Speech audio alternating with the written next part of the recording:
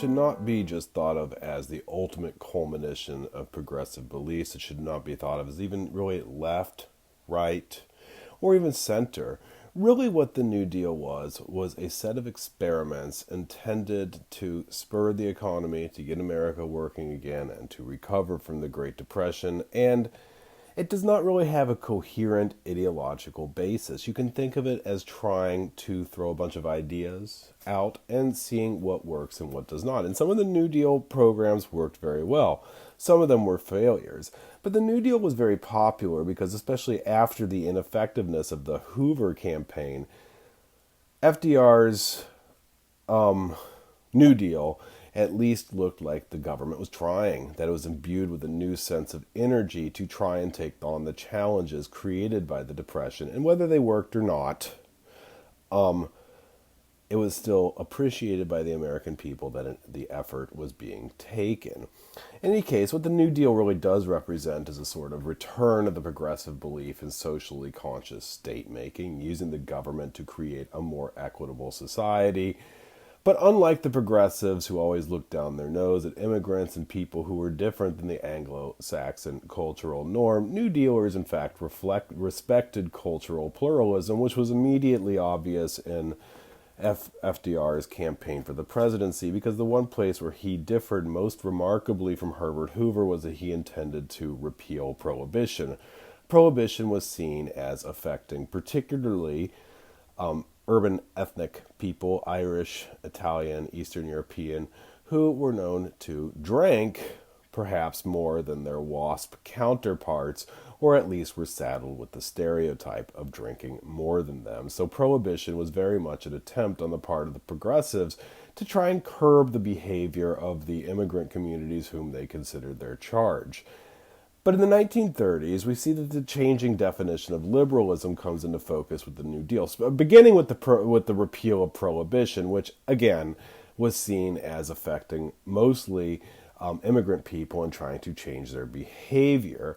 What modern liberalism, American liberalism, as put together during the New Deal, is this belief in the use of the government to create a more socially equitable society, the use of government power to create a more equitable system of opportunity and equality for all people, combined with a new respect for civil liberties born in the 1920s alongside the ACLU and other groups of people who really resented the fact that during World War I, this newly enlarged state had stripped many people of their civil liberties, most particularly the freedom of speech. During the 1920s, civil liberties groups began to take the Bill of Rights seriously, and the Great Depression's New Deal combined this new belief in civil liberties, equality, cultural pluralism even, with the progressive belief in government state-making to produce a more equitable society.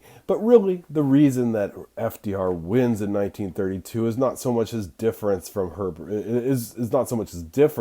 Hoover. In fact, FDR believed that he should balance the budget, which is pretty much exactly the opposite of what he would do. But nevertheless, he ran on a similar platform, with the only difference being Prohibition. The thing of it is, though, FDR, with his sunny demeanor, very much contrasted with the dour Herbert Hoover, who was now resented very much for not having taken on the problems of the American people in any kind of effective way.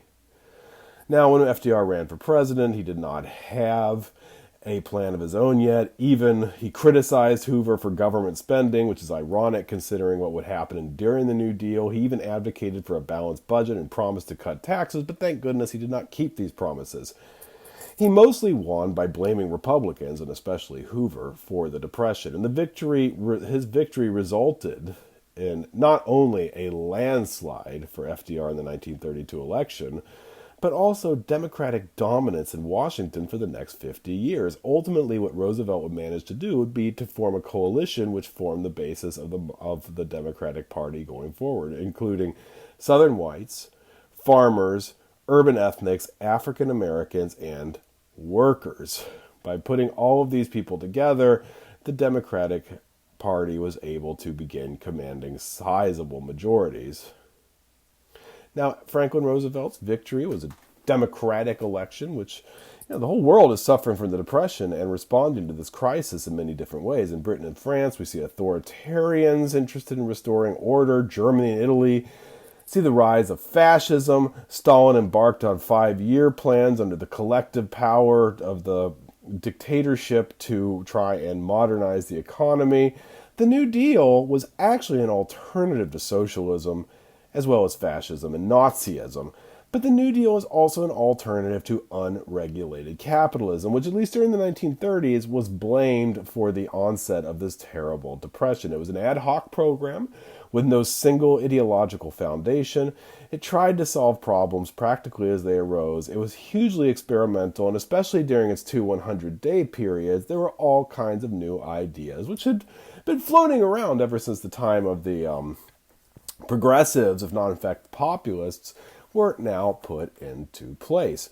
And of course, Franklin Roosevelt drew on the progressive movement, including such veterans as Francis Perkins, who became the first Secretary of Labor, and the first female cabinet member as well, and Harold Ickes. And these people all represented a wide variety of beliefs. Some of his so-called brain trusts were very anti-corporate, like Louis Brandeis, but others saw bigness in American life as an inevitable consequence of the growth of the economy.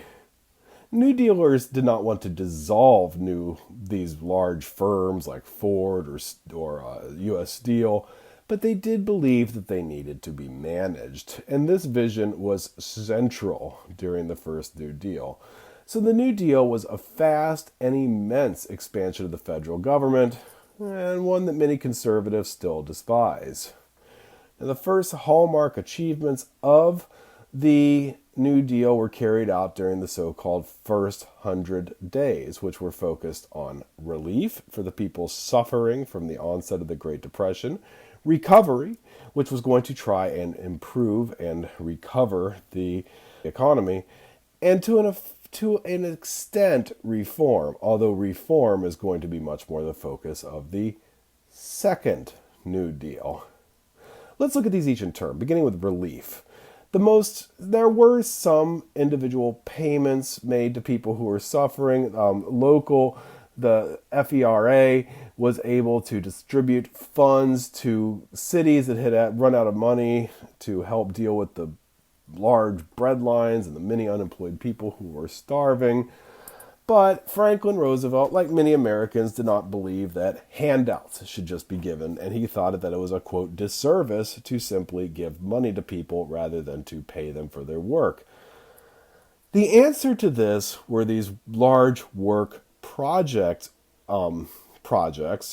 these work projects, public projects that were carried out by civilians, which characterized the New Deal, none more famously than the Civilian Conservation Corps, or the CCC, which was immensely popular. It put unemployed young urban men to work in the countryside, and Americans had been clamoring for individual relief, and the Federal Emergency Relief Act did provide $500 million to state and local governments, but the Civilian Conservation Corps provided jobs for young people, particularly men, young able-bodied men, who it was very dispiriting to see unemployed and in bread lines in the cities. Now they would be taken out to the countryside and put to work on conservation projects to improve the environment, right?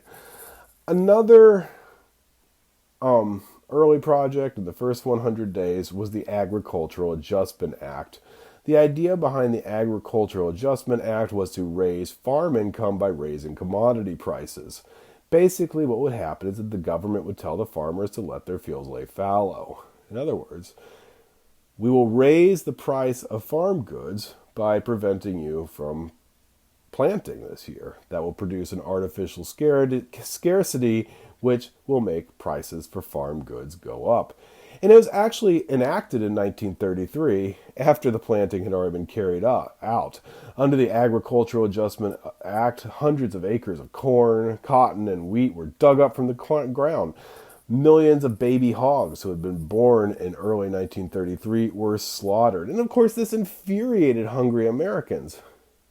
but it did produce the scarcity in farm goods that Franklin Roosevelt's New Deal hoped to achieve, and farm incomes began to grow.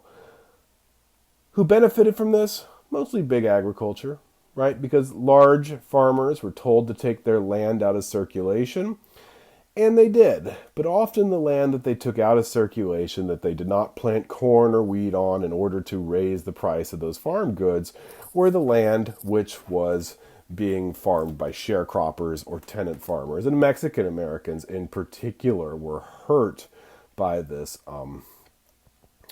practice. This, in addition to the fact that the onset of the Depression resulted in a nativist backlash against Mexican immigration to in America, and the so-called Repatriation Act, which or repatriation practice, which strongly encouraged people of Mexican descent, even people who were born in America, to quote-unquote return to Mexico, which many of thousands of Mexicans and Mexican Americans did. African Americans were also hurt by this system because so many of them were sharecroppers who saw that the farmers for whom they worked took the land that they were tending out of circulation, and then the landowners got the check from the government for taking their land out of circulation, and they released the sharecroppers who had no work. No money could be earned to support themselves. In addition, thousands of uprooted Okies, many of whom in this case were white, sharecroppers and tenant farmers were forced onto the road because their land was taken out of circulation in order to artificially boost farm good prices. That was agriculture. And while it did raise farm prices, it also really benefited the large landholders. Something similar happened in industry. The first 100 days, the intention to recover the industrial economy was carried out under the National Industrial Recovery Act, referred to as the NRA in your textbook. Now, what the National Recovery Administration did under the National Industrial Recovery Act was to set industry code that set standards for output, prices, and working conditions. This was to prevent businesses from trying to undercut one another through competition to outsell one another by lowering prices, and lowering prices. Instead, they would, through the process of associationalism, the state would referee the competition between various businesses. Competing businesses within a given industry met with union leaders and consumer codes to draft codes of fair competition that, like the Agricultural Adjustment Act did for farming, limited production of industrial products, dividing it amongst the various companies that produced those products, and stabilized prices by establishing a government-mandated minimum pricing. Like the Agricultural Adjustment Act, the National Recovery Administration, was based upon what we might call scarcity economics.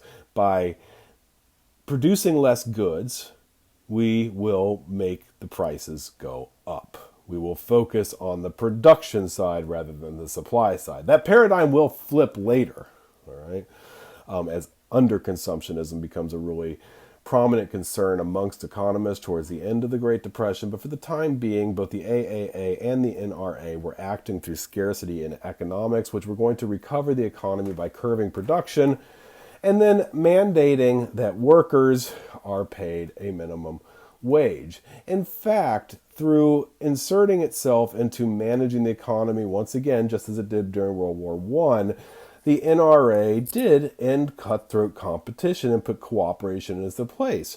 The idea was to ensure a return of profitability for all, and the NRA, for once, did not cut the workers out. Minimum wage was set at $0.25 an hour, 25 cents an hour, and famously, Section 7A recognized the workers' rights to form and organize unions. This was a tremendous departure from the open shop, from ideas of liberty of contract, where unions were on the decline and where the government embraced a laissez-faire approach to the economy rather than proposing regulation to help curb the worst abuses of the economic system. Now, the NRA, just like the AAA, did favor large companies, right? The large companies wrote the industry-wide regulations. Small businesses were largely left out of the loop, and in fact, Clarence Darrow conducted an investigation that found that companies did in fact collude, using the NRA to drive up prices.